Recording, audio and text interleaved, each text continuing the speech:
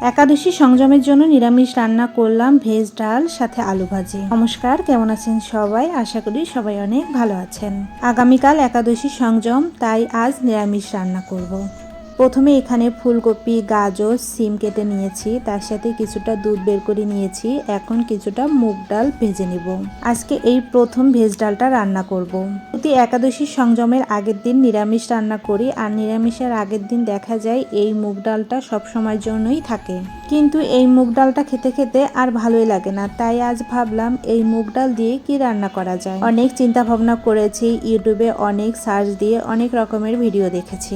Facebook scroll করতে করতে একটা দিদির রেসিপি এসেছিল এই ভেজ ডাল রান্নার। খুব ভালো করে রেসিপিটা দেখে শিখে নিয়েছি, তো ভাবলাম আমিও আজ এই রেসিপিটা ট্রাই করি। তার আগে এখানে আমি কিছুটা আলু ভেজে নিচ্ছি। আলু ভাজার পর এই তেলের কড়াইটাই থাকবে, আর এই কড়াইয়ের মধ্যে আমি পরে ডাল রান্না করে কড়াইটা সুন্দরভাবে মেজে নিতে পারবো।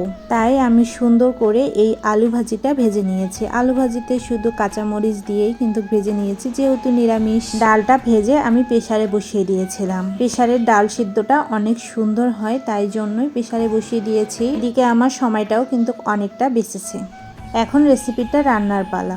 কড়াইয়ে তেল গরম করে নিয়ে এখানে শুকনা মরিচ, তেজপাতা, জিরা, পাঁচফোড়ন দিয়ে দিয়েছি। ভালো করে ফুটিয়ে নিয়ে সবজিটা প্রথমে দিয়ে দিলাম। এখানে চাইলে অনেকে অনেক প্রকার সবজি দেয়, কিন্তু আমার ঘরে ফুলকপি, সিম, গাজর আর মটরশুঁটি ছিল, তাই আমি এই 4 প্রকারের সবজি দিয়েছি। আপনারা চাইলে আর অনেক ধরনের সবজি দিতে পারেন। সবজিটা কিছুক্ষণ ভাজা ভাজা করে নিয়ে এখানে আদা বাটাও দিয়ে দিয়েছি।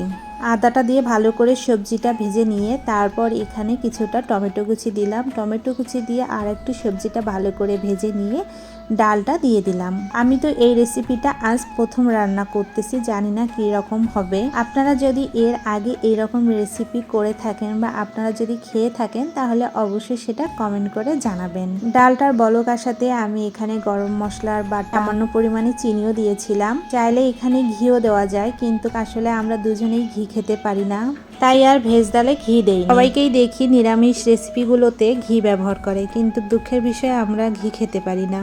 তরকারিটা হয়ে যাওয়ার পর একটি বলে নামিয়ে নিলাম। তারপর সব ময়লা বাসন পরিষ্কার পরিচ্ছন্ন করে নিয়ে ভাবলাম বেসিনটাও একটু পরিষ্কার করে নেই, কারণ বেসিনটাও একটু অপরিষ্কার হয়ে গিয়েছে। সাথে সাথে আমি বেসিনটাও পরিষ্কার করে নিয়েছি। আর রান্নাঘর পরিষ্কার পরিচ্ছন্ন থাকলে কিন্তু নিজেকেও ভালো লাগে অনেক। এদিকে বেসিনটা পরিষ্কার করে নিয়ে ঘরের অনেক টুকিটাকি কাজও করেছি, সেগুলো হয়তো আপনাদের সাথে শেয়ার করতে পারলাম না, কারণ আমি ভিডিও করে নেইনি। তো এভাবেই আমার সারাদিনের টুকটাক কাজকর্ম করেই দিনটা শেষ হয়ে যায়। তো আজকের ভিডিওটা এতটুকুই। আপনাদের কাছে কেমন লাগলো অবশ্যই সেটা কমেন্ট করে জানাবেন। আর আজকের আমার এই রেসিপিটা আপনাদের কাছে কেমন লাগলো সেটাও কিন্তু কমেন্ট করে জানাবেন। সবাই ভালো থাকবেন, সুস্থ থাকবেন এবং আমাদের দুজনের জন্য আশীর্বাদ করবেন। আমরাও যেন সবসময় ভালো থাকতে পারি, সুস্থ থাকতে পারি। ধন্যবাদ।